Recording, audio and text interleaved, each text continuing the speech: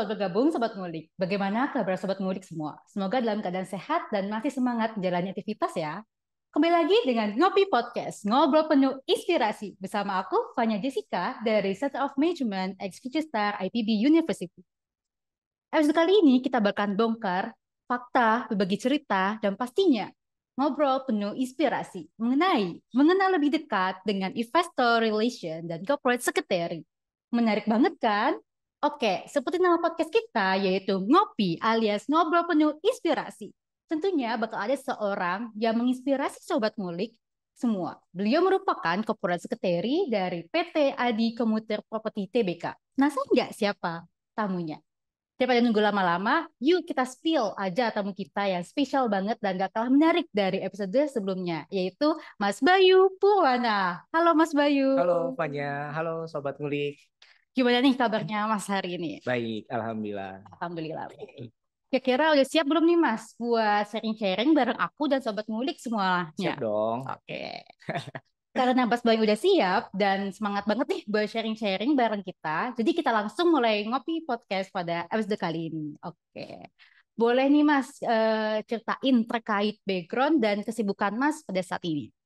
Kalau background sebenarnya mungkin em, saya angkatan 44 di manajemen IPB Oh. dulunya. Jadi mungkin sahabat ngulik juga sudah familiar ya dengan manajemen IPB dan ya dulu saya kuliah di manajemen IPB terus ya lanjut lagi kebetulan di universitas lain lah, untuk lanjut lagi di S2-nya.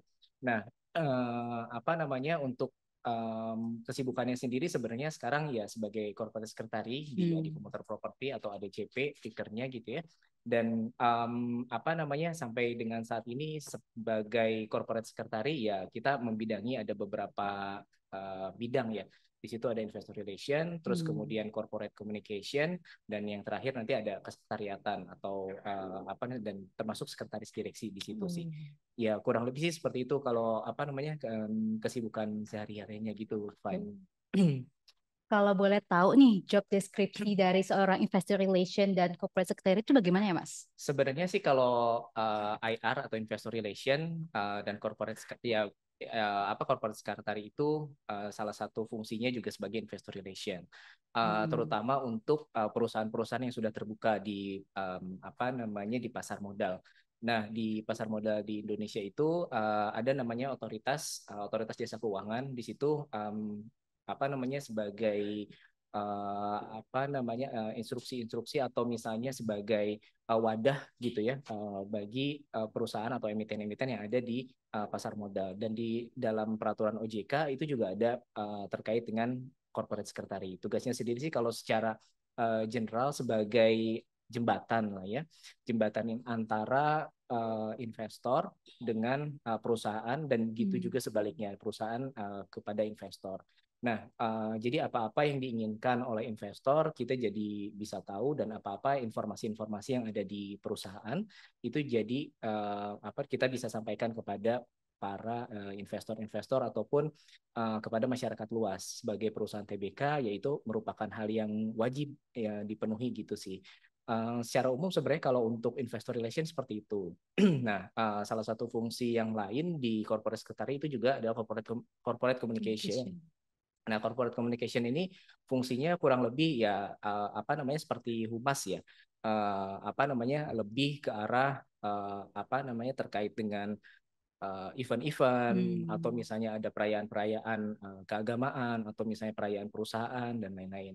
Nah, satu lagi fungsi yang lain itu terkait dengan kesetariatan. Kesetariatan ini terkait dengan apa namanya dokumentasi, kemudian apa namanya kesetariatan handle direksi dan lain-lain gitu, penjadwalan dan lain-lain gitu sih kurang lebih.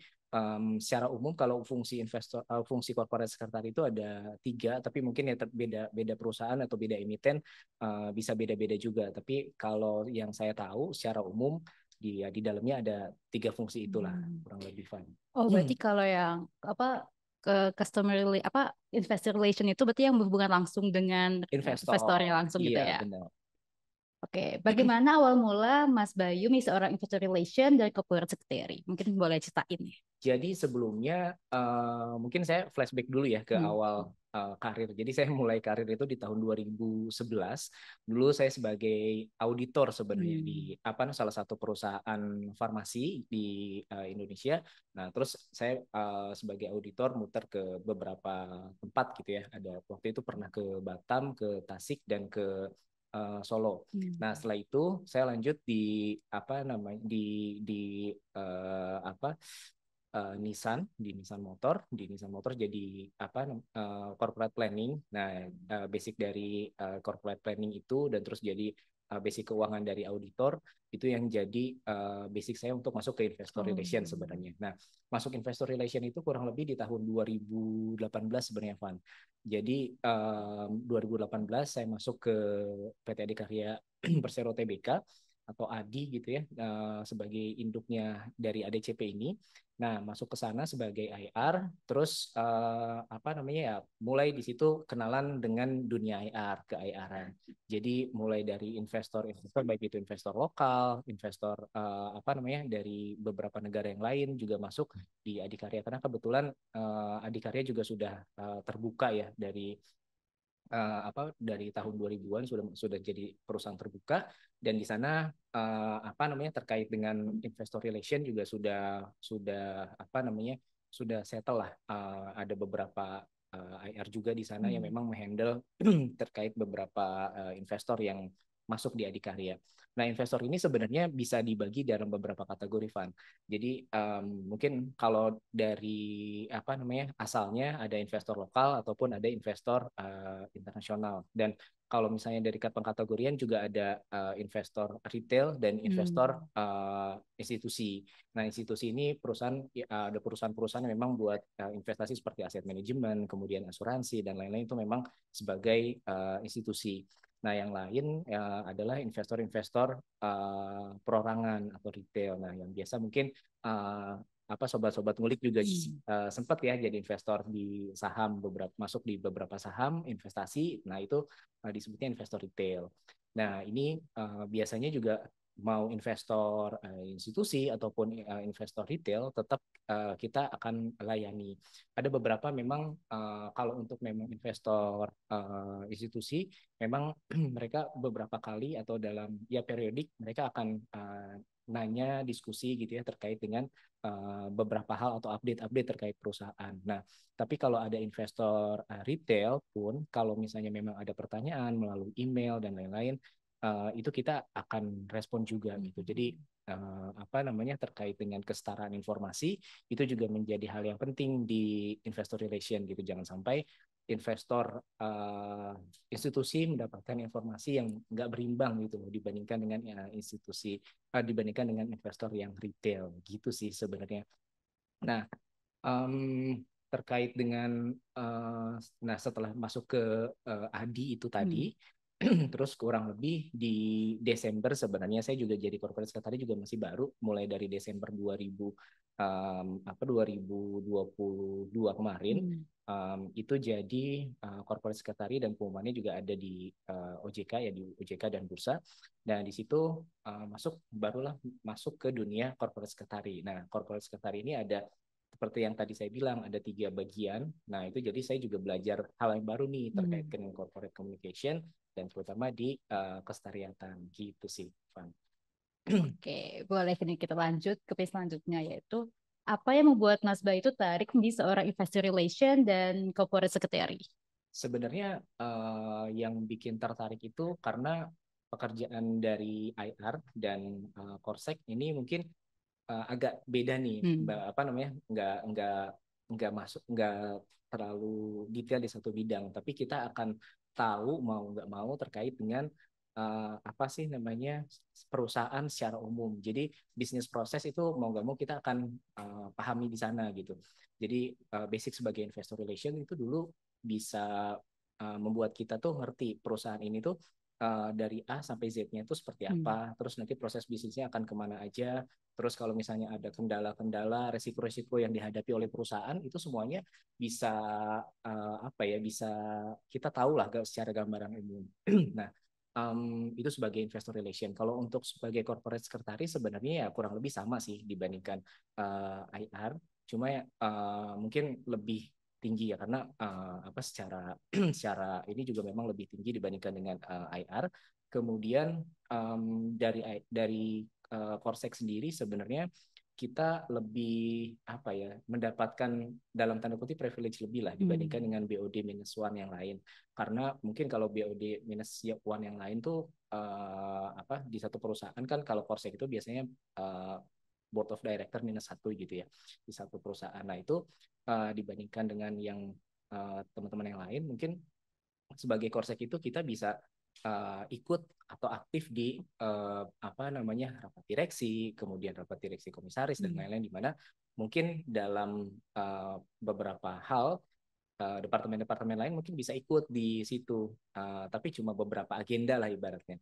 Sedangkan kalau IR kita bisa ikut di semua agenda sehingga terkait dengan isu, terkait dengan sebagai Korsek itu bisa masuk di semua agenda. Jadi bisa terkait dengan isu, terus update-update perusahaan dan lain-lain itu kita bisa tahu semua gitu dengan perusahaan dan itu menarik. Jadi kita bisa ya dalam tanda kutip bisa belajarlah terkait dengan perusahaan dan apa nih untuk karir kedepannya juga gitu sih itu yang menarik sebagai Korsek. Kemudian di luar hadir juga kami dari Korsek juga pasti tahu kan terkait dengan surat keluar masuk, ada apa namanya hal-hal yang urgent yang dibahas di perusahaan itu juga jadi apa namanya hal yang kami ketahui juga yang penting juga. Nah di luar itu hal yang menarik tuh terkait dengan apa namanya penyelenggaraan event. Nah, penyelenggaraan event itu juga menarik gitu. Jadi kita bisa membuat event, terus eventnya juga bisa dilihat oleh banyak orang dan ya kita ngerasa jadi apa bangga aja sih kalau misalnya eventnya terus melihat terus banyak orang yang suka terus apa namanya tertarik lah dengan event-event itu gitu sih Van. Itu ya hal yang Ya, bikin menarik iya. di IR dan corporate secretary. Oke. Menurut Mas sendiri nih, seberapa penting sih seorang investor relation dan corporate secretary dalam sebuah perusahaan? Kalau penting pasti semua perusahaan kalau untuk yang TBK ya itu diwajibkan khusus oleh Otoritas Jasa Keuangan untuk memiliki corporate secretary karena itu ada POJK-nya. Nah, untuk corporate secretary ini seperti yang tadi saya bilang fungsinya gitu ya, ya kurang lebih kalau di apa namanya di pemerintahan daerah seperti Sekda gitu ya, Sekda kalau di nasional ya apa sekretaris apa namanya sekretaris kabinet dan lain-lain. Nah itu fungsinya penting karena pertama surat menyurat itu menjadi hal yang penting. Kemudian terkait dengan informasi apa namanya investor relation, apa namanya hubungan antara perusahaan dengan eksternal dan begitu juga eksternal ke perusahaan itu menjadi hal yang penting bahwa di beberapa sisi banyak ketika kita dari perusahaan itu menghadapi isu-isu tertentu yang pasti untuk menghandle atau misalnya untuk mengklarifikasi ke masyarakat itu pasti dari corporate secretary gitu loh. Dan kalau misalnya ada update-update kinerja, kemudian ada update misalnya kalau Adi itu ada kontrak baru, kemudian ada penjualan pencapaian sekian dan lain-lain, laba dan lain-lain itu pasti disampaikan oleh Korsek. Jadi biasanya informasi-informasi yang disampaikan oleh perusahaan itu melalui Korsek atau direksinya. Tapi biasanya sih mostly informasi dari Korsek sih gitu. Sebelum direksinya apa menyampaikan terkait dengan informasi-informasi tersebut. Nah, oleh karena itu pasti penting banget Van apa namanya Korsek apalagi kalau perusahaan itu sudah perusahaan terbuka. Komunikasi dengan para investor itu sangat dibutuhkan karena apa keputusan-keputusan mereka untuk menambah investasi, mengurangi investasi dan mempertahankan investasi itu berdasarkan isu-isu yang berkembang. Nah, isu yang berkembang itu dari mana? Dari informasi-informasi, baik itu informasi perusahaan maupun dari informasi-informasi di luar. Nah, fungsinya sendiri adalah ketika ada informasi dari luar yang apa namanya, baik itu negatif ataupun positif, itu bisa direspon dan kemudian tidak menghasilkan uh, panic buying gitu, panic buying atau apa namanya panic selling dari para investor gitu. Nah, fungsinya juga kita bisa meminimalisir dampak-dampak karena ada informasi tertentu, baik itu hanya berdasarkan isu ataupun fakta gitu ya. Nah itu apa namanya bisa mempengaruhi keputusan membeli atau keputusan menjual dari satu investor. Nah itu yang ini juga akan mempengaruhi naik turunnya harga saham di apa namanya di bursa efek gitu sih. Nah itu untuk perusahaan tentu saja sangat penting karena kalau untuk BUMN sendiri uh, apa namanya kenaikan atau penurunan harga saham juga kan jadi ini kan apa namanya jadi isu tersendiri lah. Itu juga yang kita selalu perhatikan kenaikan atau penurunannya seperti itu sih. Itu penting banget ya, peran dari CIR dan corporate secretary ini dalam perusahaan. Oke, bagaimana nih cara Mas menjaga diri tetap up to date dengan perkembangan terbaru dalam industri dan peraturan pasar modal? Sebenarnya untuk up to date tentang peraturan-peraturan ini dari Bursa Efek ataupun dari OJK mereka akan secara aktif mengupdate peraturan-peraturan yang berlaku. Jadi kita juga bersyukur bahwa ya Bursa dan OJK kita juga sering memberikan semacam update. Kemudian kalau ada perubahan-perubahan peraturan itu diupdate. Kemudian kalau bahkan di beberapa kali gitu ya mereka juga suka melakukan refreshment atas peraturan-peraturan yang ada. Jadi mungkin kan IR-nya sudah berganti, terus atau korsetnya juga sudah berganti, terus ada beberapa hal yang mungkin sebelumnya terlupakan gitu ya oleh emiten. Nah itu biasanya suka ada refreshment juga tuh dari apa namanya bursa dan IDX untuk peraturan-peraturan tertentu. Nah itu satu. Kemudian yang kedua terkait dengan informasi-informasi pasti kita juga aktif apa namanya membuka website-website atau portal-portal berita. Dan juga kalau mungkin kalau beberapa emiten juga pegang yang namanya IR dan Korsaknya juga pegang ada namanya semacam Bloomberg atau Reuters gitu. Nah itu portal-portal berita yang kita bisa lihat pergerakan harga saham di sana, kemudian isu-isu apa aja, termasuk juga nanti apa namanya terkait dengan isu-isu yang enggak cuma isu-isu nasional tapi isu-isu internasional yang mungkin bisa berpengaruh gitu ke apa namanya kelanjutan perusahaan atau bahkan mungkin karena ada isu-isu tertentu si perusahaan itu malah jadi naik gitu diuntungkan dengan satu atau dua isu itu karena kan isu itu kadang merugikan satu satu hal tapi bisa apa menguntungkan di pihak-pihak lain. Nah itu apa namanya informasi-informasi itu penting makanya kami secara periodik sih mengikuti atau mengupdate semua apa namanya portal berita kita aktif baca dan lain-lain gitu sih Van. Berarti up to date itu dengan refreshment terus baca-baca Iya, portal berita kayak gitu. Oke. betul. Selanjutnya, apa peran corporate secretary dalam mengelola dokumen perusahaan dan bagaimana Mas Bayu memastikan keamanan dan keterjangkauan dokumen tersebut? Oke, jadi gini, semua dokumen-dokumen kalau mungkin di masing-masing perusahaan bisa berbeda ya treatmentnya, tapi mungkin kalau di tempat saya dokumen-dokumen dari eksternal untuk masuk ke apa namanya ke perusahaan itu masuk lewat corporate secretary. Nah, nanti di sana ada DCC dokumen kontrol, dokumen kontrolnya lah PIC gitu ya. Nah, PIC-nya itu nanti akan memastikan dokumen itu masuk tanggal berapa, kemudian nanti masuk ke departemen atau ke direksi yang mana. Gitu. Nah, dari dokumen itu terus bisa terlihat nih kalau misalnya ada beberapa beberapa departemen yang di CC apa namanya diputar dokumennya itu bisa bisa ketahuan berapa lama di departemen tersebut dan berapa lama untuk bergeraknya dan apakah ada putusan atau enggak. Nah, tapi sebelum didistribusi pasti dari DCC itu melihat dulu dokumen ini menjadi dokumen yang penting atau dokumen yang urgent atau dokumen yang biasa saja. Nah, kalau dokumen-dokumen yang itu dikategorikan oleh apa DCC-nya itu setelah dikategorikan nanti dia bisa mengetahui mana prosesnya yang harus dipercepat. Nah, ketika prosesnya yang urgent atau misalnya penting itu prosesnya bisa dipercepat gitu. Nah, jadi untuk putaran di masing-masing departemen itu bisa dipercepat juga, lebih dikawal, lebih lebih cepat dikawalnya dibandingkan dengan dokumen-dokumen yang mungkin sifatnya hanya informasi dan lain-lain. Itu satu untuk proses dokumennya. Nah setelah dokumennya itu selesai, itu nanti dibagi menjadi dua. Jadi ada dokumen yang memang harus apa namanya direspon. Nah, itu responnya seperti apa itu juga di apa dimonitor. Ada satu lagi dokumen yang memang dimasukkan ke dalam arsip. Nah, arsip ini nanti kita scan digitalisasi untuk dimasukkan ke dalam satu portal penyimpanan dokumentasi lah. Nah, terus kalau apabila memang butuh direspon, ya kita segera respon. Ada beberapa dokumen yang memang mensyaratkan respon di beberapa hari beberapa hari setelahnya. Nah, itu juga kita monitor.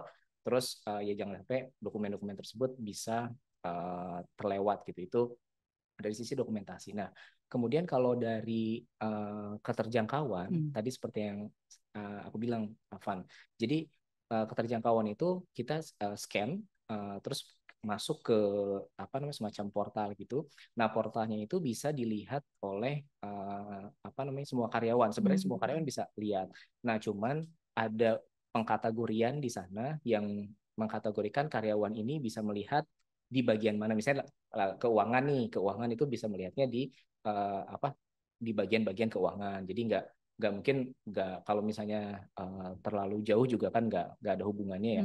Nah, jadi ada mengkategorikan siapa bisa membuka apa gitu. Tapi intinya semua perusahaan semua karyawan itu bisa membuka portal itu tergantung dia posisi dan fungsinya di perusahaan itu sebagai apa gitu.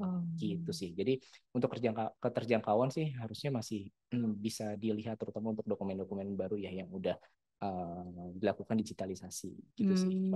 Berarti untuk pengelolaan dokumen sendiri emang ada bagian cekus gitu ya yang di sisi tadi gitu. Iya, itu bagian dari corporate secretary juga di bagian kesetariatan. Jadi mungkin kalau gambaran umumnya ya di Korsek ini tuh bagi 3 ya. Jadi yang kesetariatan GCG, kemudian ya corporate communication dan investor relation gitu sih. Nah, itu bagian dari GCG dan kesetariatan. Berarti kayak kehumasan itu mirip kayak public relation gitu. Iya, public relation. Berarti ada public relation, ada investor relation. Iya. Oke. Selanjutnya, bagaimana Mas Bayu akan memastikan pemenuhan hak-hak pemegang saham dan menjawab pertanyaan mereka secara efektif? Kan hubungan langsung dengan investor nih, begitu Mas. Mas. Jadi sebenarnya tergantung investornya mereka akan concern di mana. Jadi investor itu kan seperti yang tadi saya bilang ada kategorinya, kemudian tujuan mereka investasi di perusahaan juga mungkin bisa berbeda-beda. Ada yang memang investasinya di ekuitas atau mungkin investasinya bahkan di apa namanya surat utang atau obligasi gitu ya. Nah, itu tujuannya itu berbeda dan pertanyaan-pertanyaannya pun berbeda. Nah, ya itu sebenarnya seiring berjalannya waktu terus apa dengan pengalaman itu jadi kita bisa memetakan nih kalau fungsi-fungsi kalau investor-investor yang kategori retail atau investor yang fungsinya ada di institusi atau di obligasi di saham itu mereka punya concern yang berbeda. Nah, setelah kita tahu concern-concernnya itu kita menjawabnya sesuai dengan concernnya mereka. Mereka memang biasanya punya list pertanyaan ke kita, tapi kita sudah bisa memetakan nih fungsinya kalau apa obligasi ini akan kemana atau sukuk ini akan kemana arah pertanyaannya. Tapi kalau ke equity itu akan kemana. Nah, itu sebenarnya sih masalah jam terbang sih ya. Jadi seiring berjalannya waktu kita tahu pengembangannya di sana seperti itu. Nah, efektivitasnya tuh sebenarnya kita bisa lihat dari beberapa hal sih. Jadi pertama kalau misalnya memang mereka minta untuk diskusi via online, ya kita bisa buka gitu ya untuk online. Apalagi kan sekarang ada beberapa aplikasi online yang online meeting yang sudah mulai apa dipakai gitu ya di aktif di dunia kerja itu bisa kita pakai atau misalnya kalau misalnya dibutuhkan email ya kita juga email gitu. Nah jadi mungkin nggak harus atau nggak melulu kita harus bertemu langsung gitu. Makanya itu dengan perkembangan teknologi kemudian apa dengan apa namanya email dan lain-lain itu bisa menjawab lebih banyak pertanyaan terus lebih menjawab concern juga sih di sana. Nah, apa namanya terkait dengan fungsi-fungsi atau jawaban-jawaban detailnya tergantung pertanyaannya mereka sih, Van. Jadi kalau mereka nanyanya ya terkait dengan apa ya kita jawab terkait dengan hal itu gitu. Ya biasanya apa namanya di beberapa hal terkait ya mungkin ada beberapa waktu gitu ya ada hype-hype tertentu terus ditanyakan semua pertanyaan itu ya kurang lebih akan sama. Jadi mungkin agak menarik tuh gini, Van. Kalau di apa namanya di dunia IR itu atau di Polsek kadang dari beberapa sekuritas atau ya aset manajemen gitu atau investor itu bertanya akan satu atau dua hal isu major yang sebenarnya yang ditanya itu aja di dalam satu waktu gitu. Tapi yang nanya banyak. Nah, itu yang memang kita juga di waktu-waktu itu juga bikin yang namanya Q&A, frequently Q&A. Jadi kita biasanya dari IR itu dalam beberapa waktu tertentu secara periodik itu kita akan diskusi bersama gitu ya. Sekarang nih yang jadi hype apa gitu, terus pertanyaannya akan kemana dan nanti responnya akan seperti apa, kurang lebih sih gitu. Jadi ya sebenarnya karena itu tadi sebenarnya jadi yang nanya kurang lebih akan banyak tapi intinya tuh Betulnya sama aja gitu. hampir sama aja gitu ya, mungkin beda-beda sedikit lah tapi secara garis besar tuh hampir sama aja. Sama gitu. Jadi ya fungsinya biar biar IR-nya juga satu apa namanya satu suara lah ibaratnya ya. Nah kita bisa bikin namanya apa periodic meeting diskusi terus nanti apa aja yang harus dijawab yang direspon dan lain-lain gitu sih mungkin kurang lebih. Oke, selanjutnya nih. Bagaimana Mas Bayu menjaga komunikasi internal yang efektif antara dewan direksi, manajemen, dan pemegang saham perusahaan? Sebenarnya sih kalau komunikasi internal sudah pasti bukan ya, bukan maksudnya memang secara secara natural akan terbentuk lebih intens gitu karena ya namanya perusahaan di internal ya di internal perusahaan mereka dari perusahaan juga ada mekanisme-mekanisme tertentu yang mewajibkan memang direksi komisaris itu untuk saling bertemu. Jadi kalau mungkin bisa berbeda juga di antar perusahaan dengan perusahaan yang lain, tapi kalau mungkin di tempat saya itu ada namanya rapat direksi, kemudian ada rapat gabungan antara antara direksi dan komisaris, kemudian ada rapat komisaris yang itu sih. Nah itu minimal mereka akan bertemu untuk apa diskusi terkait dengan perusahaan itu memang sebulan sekali. Nah tapi di luar itu maaf apa namanya ada beberapa rapat memang yang dibutuhkan antara satu direksi tertentu atau dengan komisaris tertentu. Nah itu biasanya biasanya memang kita arrange misalnya satu rapat atau meeting baik itu online maupun offline. Nah itu sih seperti itu. Jadi kalau kalau untuk yang rapat formal seperti itu. Nah kalau untuk yang informal sebenarnya itu tergantung kebutuhan sih. Kalau memang ada kebutuhan tertentu buat bisa berdiskusi atau misalnya ada hal yang perlu di apa nih putuskan itu bisa dibikin satu apa namanya meeting tertentu memang untuk itu tapi tentu saja dengan protokol-protokol tertentu karena mungkin untuk komunikasi antara direksi dengan komisaris itu ada protokol-protokolnya juga kalau di kami sih jadi mungkin nggak bisa tiba-tiba langsung buat rapat dan lain-lain gitu terus ngobrol berdua gitu nggak ada mekanismenya lah ada mekanismenya yang memang harus dilakukan untuk bisa terjadi rapat itu gitu sih jadi ya kurang lebih sih kalau untuk komunikasi internal ada beberapa hal yang memang yang bisa dilakukan dan ya komunikasinya itu tapi sesuai dengan apa itunya perusahaan juga sih. Berarti melalui rapat ya, Iya formal sih. maupun informal kayak gitu. Formal maupun informal juga sih. Boleh nggak sih diceritain Kak pengalaman yang paling berkesan selama Mas Bayu menjadi seorang investor relation dan corporate secretary? Kalau pengalaman yang berkesan tuh mungkin ya kalau apa namanya uh, ketika kita sebenarnya lagi menghadapi mungkin masa-masa yang agak-agak kritis mungkin saya mungkin cerita sedikit ya terkait dengan di tahun lalu ketika di Adikarya ya waktu itu ada kebutuhan jatuh tempo yang nggak sedikit gitu ya jatuh tempo dari obligasi yang nggak sedikit dan itu fungsinya investor relation untuk berkomunikasi dengan investor itu menjadi sangat penting karena salah satunya juga memang akan ada melakukan refinancing. Nah terus kita juga menghubungi beberapa investor-investor kemudian untuk meyakinkan mereka gimana caranya untuk masuk ke obligasi yang ingin diterbitkan kembali gitu ya untuk melakukan refinancing. Nah, ini sangat challenging sebenarnya di tahun lalu karena kan tahun lalu kita baru selesai menghadapi COVID gitu kan. Jadi apa namanya itu challenging lah. Jadi investor juga masih belum 100% bisa ditemui, terus bisa mungkin ditemuinya lewat online, Zoom dan lain-lain gitu, tidak bisa bertemu langsung. Ya, itu jadi challenging baik itu dari sisi pengelolaan rapatnya ataupun dari diskusinya sendiri dan juga nanti keputusan mereka untuk berinvestasi karena ya kita tahu lah kalau COVID itu kan banyak perusahaan yang apa namanya terkena dampak COVID ya. Nah, terus abis itu juga banyak juga dari investor-investor juga yang wait and see untuk investasi karena mereka takut ketika mereka masuk ke satu apa namanya perusahaannya malah kolaps gitu ya. Nah, itu yang dikhawatirkan kan mereka akhirnya jadinya tidak bisa apa mengembalikan uang investasinya.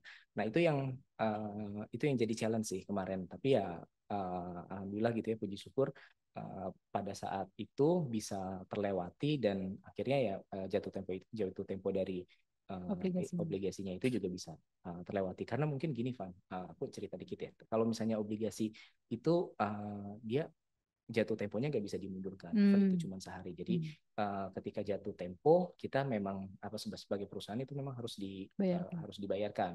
Nah, memang pembayaran itu bisa bermacam-macam, baik dari internal perusahaan sebagian porsi gitu, sebagian lagi mungkin bisa dari refinancing. Nah, itu tidak bisa dimundurkan karena setelah mundur itu langsung apa namanya ada mekanisme legal di sana. Nah, itu yang di apa takutkan lah atau dihindari, diminimalisir oleh perusahaan. Nah, itu makanya challenging-nya cukup tinggi tuh kemarin, terutama pada saat menghadapi kondisi COVID itu kemarin. Nah, untuk Korsek sendiri sebenarnya saya juga masih belum lama ya jadi Korsek, tapi mungkin pengalaman yang menarik itu ketika kemarin sempat jadi ibaratnya ketua di acara puncaknya HUT-nya Adikarya Group lah. Nah, Adikarya Group itu mungkin di dalamnya ada banyak anak-anak perusahaan yang lain. Nah, kebetulan waktu itu yang jadi ketua acaranya itu saya gitu. Nah, itu yang jadi menarik karena ya apa namanya mengelola ekspektasi sebenarnya. Karena kan orangnya cukup banyak apa nih pesertanya, kemudian ya kita bisa tahu lah kondisinya ketika COVID juga kita nggak bisa jor-joran juga karena semuanya berusaha untuk melakukan efisiensi di mana-mana gitu ya. Sedangkan di satu sisi ada efisiensi yang harus dilakukan di satu sisi, tapi ekspektasi kita harus memanage ekspektasi gitu. Nah, ini yang jadi challenge sih di situ. Ya apa namanya kita juga diskusi dengan beberapa pihak, dengan beberapa orang yang terutama memang mengelola hal itu, terus kemudian kita juga memaksimalkan apa fungsi-fungsi dari sponsorship dan lain-lain, gimana caranya biar kita bisa mendapatkan suntikan walaupun bukan berasal dari tidak 100% dari kas perusahaan gitu. Ya itu tadi biar biar apa acaranya masih tetap bisa jalan lah ibaratnya gitu kan. Itu sih sebenarnya kemarin cukup seru juga buat ngelola itu dan ya apa namanya alhamdulillah alhamdulillah acaranya juga berjalan dengan lancar dan bisa ya semuanya happy lah. Ada ya beberapa direksi pusat juga apa namanya mereka menyampaikan memang cukup terkesan juga dengan acaranya gitu sih. Ya itu alhamdulillah sih. Salah satu pengalaman yang paling berkesan ya yang di Corporate Secretary. Oke. Oke Sobat Ngulik, gak kerasa ya udah lama nih kita ngobrol-ngobrol sama Mas Bayu. Kita juga udah dapat banyak ilmu dan insight baru yang tentunya bermanfaat bagi kita semua. Mulai dari bagaimana awal mula Mas Bayu menjadi Investor Relation dan Corporate Secretary, peran Investor Relation dan Corporate Secretary, cara menjaga komunikasi internal dan yang efektif, dan masih banyak lagi yang udah Mas Bayu share ke kita. Terakhir nih, ada nggak sih Mas pesan motivasi ataupun saran yang pengen Mas Bayu sampaikan ke Sobat Ngulik yang juga tertarik menjadi seorang IR dan Corporate Secretary? Mungkin gini, jadi fungsi sebagai IR ataupun Korsek ini mungkin nggak biasa ya untuk orang-orang, maksudnya untuk mahasiswa, nggak tahu sih kalau di angkatan saya sih seperti itu nggak biasa karena memang itu hal yang cukup baru lah di ini biasanya kan kalau kita kerja apa namanya sebagai ya misalnya apa bagian keuangan atau misalnya bagian SDM dan lain-lain gitu. Fungsi apa sih fungsi IR tuh, fungsi Polsek itu apa sih gitu ya. Nah itu sebenarnya yang ingin aku kasih ini tuh sebenarnya bahwa ada fungsi sebagai investor relation yang memang itu penggabungan dari beberapa disiplin ilmu. Jadi kita harus apa namanya memahami tentang komunikasi, terus memahami keuangan juga karena memang ya investor itu pasti fokus di keuangan dan beberapa hal lain lah yang terkait dengan itu, bisnis proses juga pasti itu dibutuhkan. Nah intinya sih kalau saya ditanya pun gitu ya dari dulu itu apakah sesuai dengan jurusan dan lain-lain? Enggak juga gitu loh, enggak juga. Tapi ya intinya mungkin pesannya adalah ya apa namanya kita bisa belajar memaksimalkan apa yang kita bisa lakukan di bangku kuliah. Tapi nanti ketika masuk ke dunia kerja ya kita harus lebih adaptif, terus harus lebih komunikatif dan apapun yang mungkin kita bisa beradaptasi lah dengan apa yang nanti berikan tugas oleh perusahaan. Nah, siapa tahu memang tugas itu juga bisa justru jadi batu loncatan kita gitu untuk karir kita ke depannya gitu. Jadi jangan sampai ya kita terlalu idealis ingin sesuai dengan jurusan dan akhirnya mengkerangkeng kita di beberapa jurusan-jurusan tertentu yang sebenarnya kita juga bisa berkembang di tempat lain. Mungkin gitu sih, Van. Lebih aktif, komunikatif, memaksimalkan waktu kuliah yang ada saat ini. Betul. Terus jangan lupa kalau mungkin teman-teman juga kalau misalnya ada waktu gitu ya, selain kuliah juga mungkin bisa memaksimalkan hal-hal di tempat lain seperti misalnya bergabung dalam organisasi apapun itu organisasinya, karena jujur sih saya merasa kemampuan agak komunikasi, terus bisa handle ini, terus bisa berkomunikasi dengan orang lain, adaptasi dan lain-lain itu salah satunya juga saya dapatkan dari organisasi gitu loh, karena ya kita akan ketemu banyak orang di sana, terus kita akan mengerti orang dari berbagai macam background, bisa saling memahami di situ gitu sih, Pan. Oke, berarti ikut organisasi juga salah satu cara buat mengasah nih keterampilan komunikasi. Gitu. Bagi teman-teman sobat ngulik nih ya, yang mau ikut investor relation boleh nih mengasah komunikasinya dari sekarang gitu ya. Oke, Mas Bayu, sebelumnya aku ucapin terima kasih banyak karena sudah bersedia membuat sharing di episode kali ini dengan topik mengenal lebih dekat dengan investor relation dan corporate secretary. Dan tak lupa terima kasih juga kepada Shure yang telah mendukung kita dengan mikrofon yang sangat bagus yaitu MV7 dan headphone yang gak kalah keren yaitu SR8440 sehingga membantu kualitas podcast kita menjadi lebih baik. Dan aku mau ngingetin nih buat sobat ngulik, jangan lupa buat follow dan dengerin podcast Future Star IPB di Spotify yang berisi banyak inspirasi dan juga manfaat. Tapi bagi sobat ngulik yang nggak punya Spotify, jangan berkecil hati dulu karena sobat ngulik juga bisa nonton Ngopi Podcast di YouTube Center of Management. Dan pastinya jangan lupa untuk like, komen, dan subscribe. Aku Fanya Jessica dari Center of Management at Future Star IPB University. Pamit undur diri dan see ya in the next podcast. Dadah! Terima kasih untuk sobat ngulik yang udah ngedengerin Ngopi Podcast kali ini. Dan jangan lupa untuk tetap stay tune di Ngobrol Penuh Inspirasi selanjutnya. Bye-bye!